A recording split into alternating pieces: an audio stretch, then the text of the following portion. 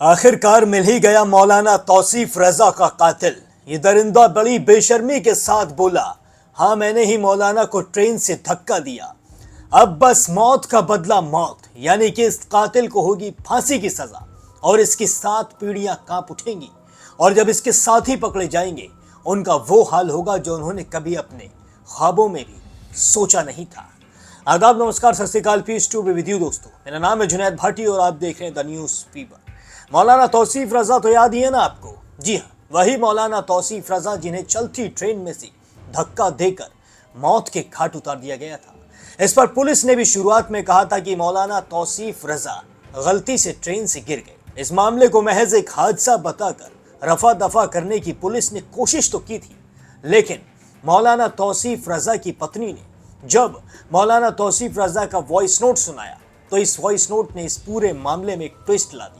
जी हाँ, इस voice note में साफ तौर पर मौलाना तौसीफ रजा अपनी पत्नी यानी कि अपनी अहलिया तबस्सुम से कहते नजर आ रहे थे कि उन्हें ट्रेन के अंदर कुछ लोग बुरी तरीके से मार रहे हैं, कुछ लोग उन्हें बहुत ज्यादा परेशान कर रहे हैं। उस वक्त मौलाना तौसीफ रजा की आवाज में वो दर्द था जिस दर्द को हम चाहकर भी महसूस नहीं कर सकते। उस दर्द को उस वक्त सिर्फ वही महसूस कर पा रहे थे या फिर उनकी पत्नी तबस्सुम महसूस कर पा रही थी। बेबस तबस्सुम बस फोन पर यही कहती नजर आई कि कैसे भी करके आप वहां से निकल जाइए। आप जरा अंदाजा लगा कर देखिए, किसी का पति, किसी का हस्बैंड अपनी वाइफ को कॉल करके कह रहा है कि मुझे ट्रेन के अंदर लोग पूरी तरीके से पीट रहे हैं। उस पत्नी पर उस वक्त क्या बीती होगी? इसी चीज को तबस्सुम ने महसूस किया था, लेकिन तबस्सुम ने हिम्मत रखी।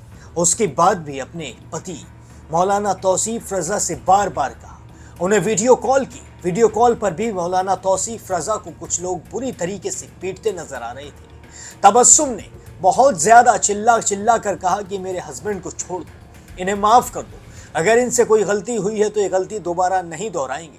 लेकिन इन दरिंदों ने ना मौलाना की एक सुनी ना उनकी पत्नी तबस्सुम की एक सुनी, जिसके बाद मौलाना तौसीफ रजा को इसी दरिंदे ने ट्रेन से धक्का देकर मौत के घाट उतार दिया। जी हाँ, ये सब ऐसे शुरू हुआ था कि मौलाना तौसीफ रजा चुपचाप अपनी सीट पर बैठे थे। वो बरेली शरीफ से इबादत करके आ रहे थे, यानी कि उर्स में से आ रहे थे।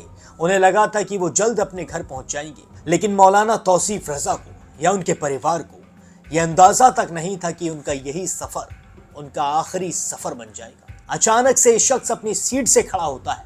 इस शख्स का नाम होता है पंकज लोधा। ये चिल्ला कर कहता है कि मेरा फोन कहाँ है, मेरा फोन आखिर किसने चुराया है। ये पूरी तरीके से शराब के नशे में धुत होता है। सामने मौलाना को बैठे हुए देखता है, दाढ़ी होती है, टोपी होती है, तो अचानक से उनके पास जाता है, उनसे जाकर कहता है कि तूने मेरा फोन चुराया है, तू ही चोर है। जिस पर मौलाना तौसीफ रजा बड़े प्यार से इससे कहते हैं कि मैंने आपका फोन नहीं चुराया, मुझसे कोई ऐसी गलती नहीं हुई है, ना ही मैं चोर हूं। लेकिन ये एक नहीं सुनता है मौलाना की और ऊपर से उन्हें मारना पीटना शुरू कर देता है, जिसके बाद बहस बहुत ज्यादा तेज हो जाती है और मार पिटाई भी हो जाती है। और जितने भी ट्रेन में लोग होते हैं वो पूरी तरीके से कठपुतली बनकर बैठे होते हैं। अगर वो लोग इस वीडियो को देख रहे हो तो उन्हें अपने ऊपर शर्म आनी चाहिए। उनकी आंखों के सामने एक शरीफ और बेबस इंसान को मौत के घाट उतार दिया गया। जरा वो लोग सोच कर देखें कि उनके परिवार का कोई इंसान अगर उन मौलाना की जगह होता तो वो ऐसे ही अपनी सीटों पर बैठे रहते? क्या वो उस इंसान को नहीं बचाते? अगर वो लोग जरा सा भी मौलाना को बचाने की कोशिश करते तो आज मौलाना तौसीफ रजा अपने परिवार के साथ हंसते खेलते हुए मौजूद होते, ऐसे उनकी जान ना गई होती। जी, अब इस शख्स को गिरफ्तार कर लिया है, जिसके बाद ये साफ तौर पर कैमरे पर झूठ बोलता नजर आया। इसने कहा कि वो खुद कूद गई, जिस पर मीडिया कर्मियों ने इससे पूछा कि खुद कैसे कूद सकता है कोई इंसान, उसे क्या पागल कुत्ते ने काटा था कि वो खुद कूद जाएगा? जिस पर ये चुप हो गया और वहां से चल दिया। मारा था तुमने? अरे मैंने नहीं मारा। क्या हुआ था? कैसे हुआ था? खुद ही कूद गया भैया, पब्लिक कर खुद क्यों कूद जाएंगे वो? क्या बात कूदेगा? मारा? कितने लोग थे मारने में? बात क्या हो गई थी? क्यों मारा था? इसके चेहरे पर जरा सी शिकन नहीं आ रही है। इसके चेहरे पर सिर्फ अगर कुछ नजर आ रहा है तो वो है बेशर्मी। तो वहीं जो मौलाना की पत्नी है तबस्सुम, उनका कहना है कि बहुत अच्छा है कि इसको गिरफ्तार किया गया है, पर अभी भी उनका यह मानना नहीं है कि अकेला था।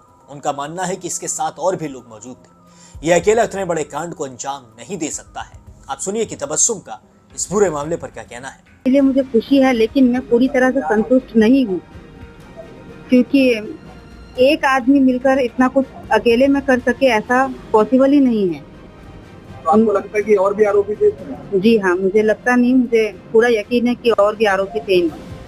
आपने जैसे कि बताया था कि आपकी लास्ट बार वीडियो कॉल पर बात हुई थी, तो आपने देखा था, तो क्या ये वही आरोपी है?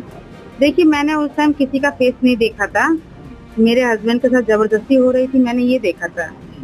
बाकी कौन थे, मैंने किसी का फेस नहीं देखा था। मैं डायरेक्ट नहीं कह सकती कि ये वही है, ये कौन है। मैंने उस टाइम किसी का फेस नहीं देखा था। सरकार की तरफ से आपको पूरा सपोर्ट मिल रहा है और लगातार सभी लोग आपके सामने, क्या कहना चाहेंगे? मैं उनका तहे दिल से शुक्रिया करना चाहती हूँ कि उन्होंने शुरू से लेकर अभी तक हमारा बहुत साथ दिया है और मुझे उम्मीद है कि आगे भी वो हमारे साथ ऐसे ही खड़े रहेंगे। आगे आप पुलिस से और क्या मांग कर रही हैं? देखिए, मैंने पुलिस से, गवर्नमेंट से यही मांग की थी कि मेरे शोहर के अलावा मेरा कोई नहीं है, मुझे सरकारी नौकरी दी जाए, ताकि मैं उनका नाम लेके दुनिया में रह सकूं, खुद कमा के खुद खा सकूं, किसी पे डिपेंडेंट ना हूं। क्योंकि एक विधवा लड़की किसी पे डिपेंडेंट हो, आज कोई खिला देगा, कल बोल देगा कि तुम्हारा भरण पोषण, पालन पोषण हम कर रहे हैं, हम खिला रहे हैं। मैं ये किसी के सबसे सुनना नहीं चाहती, क्योंकि मैं एक इंडिपेंडेंट हूँ, मैं पढ़ी लिखी हूँ, जाहिल भी नहीं हूँ, किसी के दबाव में रहूँ या किसी की बातें सुन के, ताने सुन के रहूँ। मैं खुद कमा के खुद खा सकती हूँ।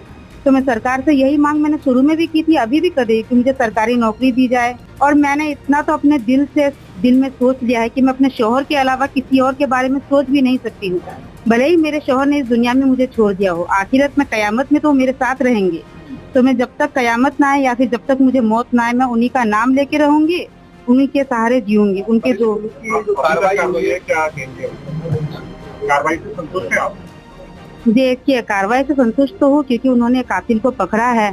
जहाँ तक कि मुझे और भी उम्मीद है, अगर इसके पीछे और भी कातिल है तो वो भी पकड़े जाएंगे, क्योंकि एक पकड़ा गया है तो बाकी सब भी पकड़े जाएंगे। तो सुना आपने किस तरीके से तबस्सुम कहती नजर आ रही हैं कि उनके पति को इंसाफ मिलना चाहिए, उन्हें सरकारी नौकरी मिलनी चाहिए। जी हाँ, तबस्सुम अपने घर में अब अकेली रह गई, उनके सर पे किसी का हाथ नहीं है और तबस्सुम बिल्कुल नहीं चाहती है कि वो किसी के ऊपर डिपेंड होकर रहे। वो इंडिपेंडेंट होकर रहना चाहती है। वो नहीं चाहती है कि कल को उनसे कोई कहे कि उसे उसने पाला है, उसके भरोसे वो अपनी जिंदगी जी रही है। तबस्सुम ने साफ तौर पर कह दिया है कि आखिरत में वो अपने पति से मिलेंगी, लेकिन जब तक वो जिंदा है तब तक अपने पति की याद में वो अपने ऊपर निर्भर रहकर जीना चाहती है। इसलिए उन्हें जल्द से जल्द सरकारी नौकरी दी जाए, उन्हें कोई ना कोई काम दिया जाए, क्योंकि उनके पति को इन दरिंदों ने मौत के घाट उतार दिया है। अगर आप भी चाहते हैं कि तबस्सुम को इंसाफ मिले, मौलाना तौसीफ रजा को इंसाफ मिले, उनकी रूह को सुकून मिले और तबस्सुम को जल्द से जल्द नौकरी मिल सके, तो कमेंट सेक्शन में justice for Tauseef Raza, justice for Tabassum जरूर लिखें, क्योंकि आपकी एक मुहिम तबस्सुम की जिंदगी बदल सकती है। और अगर आप चाहते हैं कि मैं ऐसे ही वीडियो आपके सामने हर दिन लाता रहूं, हर दिन आपके सामने निष्पक्ष रिपोर्ट पेश करता रहूं, तो चैनल को सब्सक्राइब जरूर कर लें, क्योंकि आपका एक सब्सक्राइब मेरे लिए बहुत बड़ी ताकत बन सकता है।